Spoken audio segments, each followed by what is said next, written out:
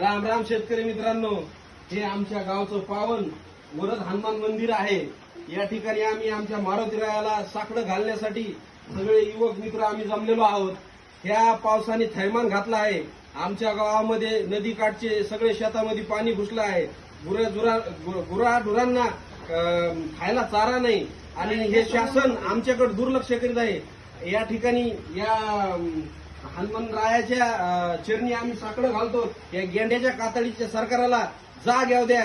माझा शेतकरी 120 रुपयाची टाकी फवारतोय आणि हे सरकार 85 रुपये गुंठ्यानी पैसे दिले। या पैशाचं काय होणार मित्रांनो? पैशांनी काय भागणार आहे का आपल्याला? उद्याची येणारे सण सुधी काय सगळा शेतकरी वला चिंब झालेला आहे।